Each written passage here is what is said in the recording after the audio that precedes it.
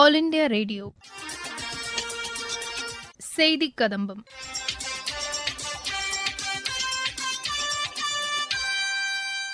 இன்றைய செய்திக் கதம்பத்தில் மத்திய அரசின் சமூக வலைதள பதிவுகள், நமது லட்சியம் வளர்ச்சியடைந்த பாரதம் யாத்திரையின் ஒரு பகுதியாக வேலூர் மாவட்டத்தில் நடைபெற்ற நிகழ்ச்சியில் பங்கேற்ற பின்னர் மத்திய அமைச்சர் திரு வி.கே. சிங் செய்தியாளர்களுக்கு அளித்த பேட்டி மற்றும் சென்னையில் நடைபெற்ற இளைஞர் தின விழாவில் நேரு யுவகேந்திரா தமிழ்நாடு மற்றும் புதுச்சேரி இயக்குநர் திரு கே. குன்னஹமது பங்கேற்று பேசிய உரை உள்ளிட்டவை இடம்பெறுகின்றன. முதலில் மத்திய அரசின் சமூக வலைதள பதிவுகள். பிரதமர் திரு நரேந்திர மோடி மகாராஷ்டிரா மாநிலம் நாசிக்கில் விவேகானந்தரின் பிறந்தநாளையொட்டி இளையோர் திருவிழாவை இன்று தொடங்கி வைத்தார். நாட்டிற்கு மிக பெரும் வலு சேர்க்கும் வகையில் இளையோர் சக்தி திகழ்வதாக பிரதமர் கூறினார். நாசிக்கில் உள்ள ஸ்ரீ கலாராம் கோயிலில் இன்று பிரதமர் வழிபாடு செய்தார். நாட்டு மக்களின் நலன் மற்றும் அமைதிக்காக தாம் பிரார்த்தனை செய்ததாக பிரதமர் கூறியுள்ளார். சுவாமி விவேகானந்தரின் பிறந்தநாளையொட்டி குடியரசுத் தலைவர் திருமதி திரௌபதி முர்மு வெளியிட்டுள்ள செய்தியில், மாபெரும் ஆன்மீக தலைவரான சுவாமி விவேகானந்தர் நாட்டின் அனைத்து பகுதிகளுக்கும் சென்று வளமான இந்திய கலாச்சாரம் குறித்த விழிப்புணர்வை ஏற்படுத்தியவர் என்றும் ஆன்மீக சீர்திருத்தவாதி என்றும் புகழாரம் சூட்டியுள்ளார். பிரதமர் திரு நரேந்திர மோடி விடுத்துள்ள செய்தியில், இந்தியாவின் ஆன்மீகத்தையும் கலாச்சாரத்தையும் உலக அரங்கிற்கு கொண்டு சென்ற சுவாமி விவேகானந்தருக்கு தமது வணக்கத்தை தெரிவித்துக் கொள்வதாக குறிப்பிட்டுள்ளார்.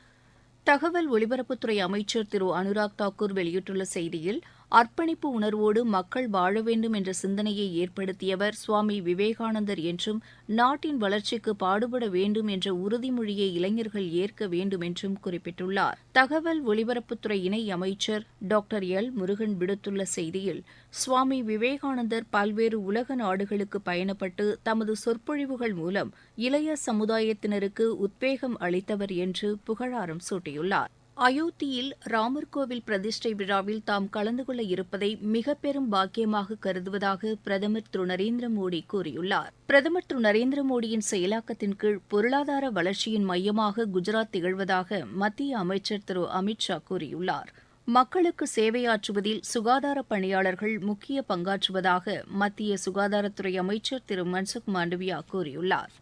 வேலூர் மாவட்டத்தில் நேற்று நடைபெற்ற நமது லட்சியம் வளர்ச்சியடைந்த பாரதம் நிகழ்ச்சியில் கலந்து கொண்டு பயனாளிகளுக்கு மத்திய அரசின் நலத்திட்ட உதவிகளை வழங்கிய பின்னர் செய்தியாளர்களிடம் பேசினார் மத்திய சாலை போக்குவரத்து மற்றும் நெடுஞ்சாலைத்துறை இணை அமைச்சர் திரு வி.கே. சிங். அவர் பேசும்போது, Viksit Bharat Sankalp Yatra, this is a initiative by Modi ji so that in each and every village awareness can be brought to various schemes of central government which will make India develop. This includes all schemes in which poor benefit, it includes all schemes in which the youth benefit, it includes all the schemes in which farmers benefit, and aim is that if all of us work together and make use of these schemes, then we can remove poverty and ensure that people's life can be improved. India can forge ahead when people are themselves developed.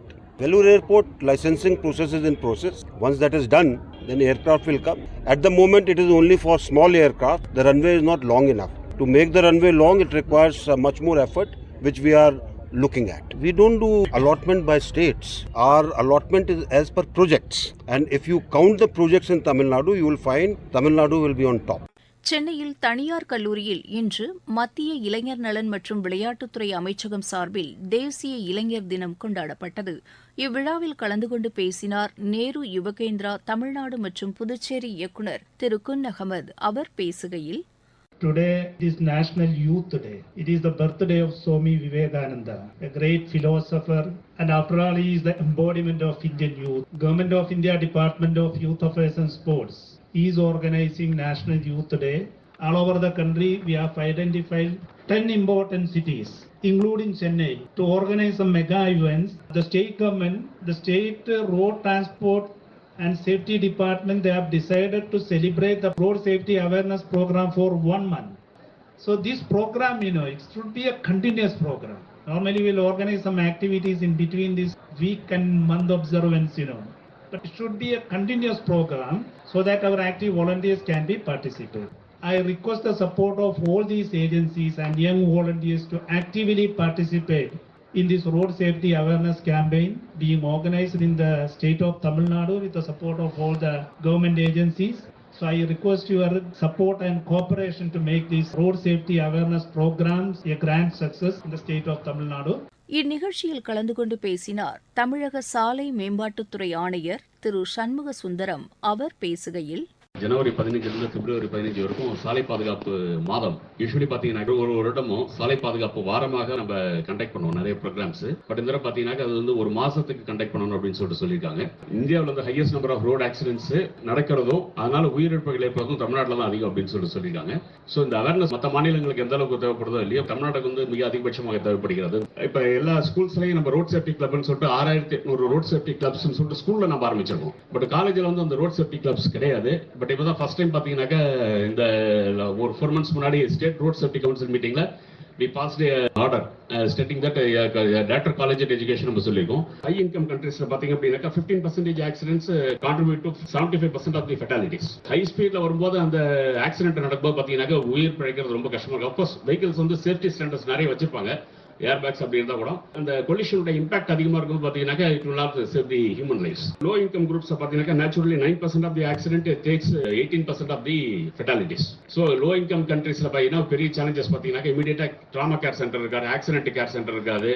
வறுமையில் இருக்கக்கூடிய நாடுகள் வந்து இது மாதிரி basic infrastructure facilities இல்லாதனால poor road conditions, fatalities வந்து ரொம்ப அதிகம். Number of percentage of accidents compare பண்ணும்போது double the number of fatalities வந்து இருக்கும். வேர்ல்டு லெவல்ல பாத்தீங்கன்னாக்கா இது வந்து ஒரு பெரிய ஒரு சேலஞ்சிங்கான ஒரு விஷயம் எடுத்தாங்க ரோட் சேஃப்டிங்கிறது.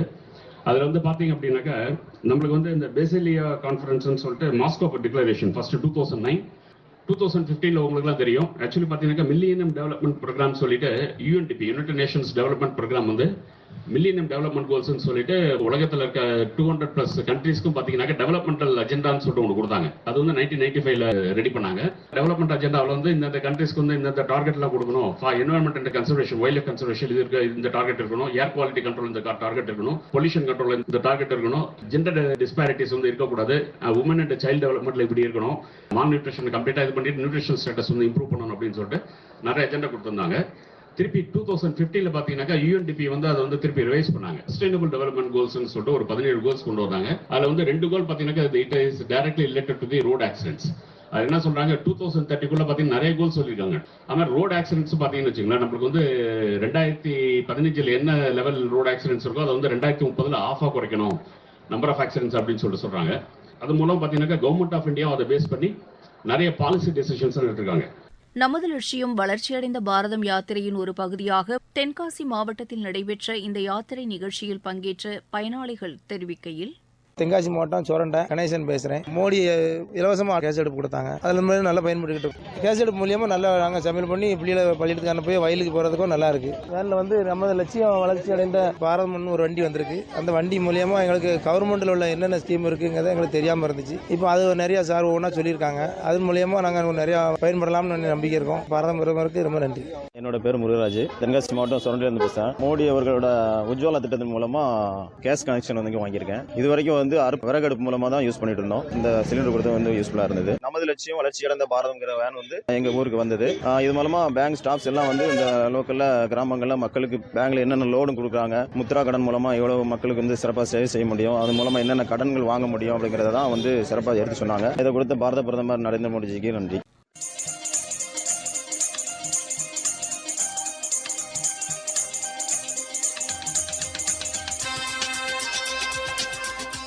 இத்துடன் இன்றைய செய்திக் கதம்பம் நிறைவு பெறுகிறது.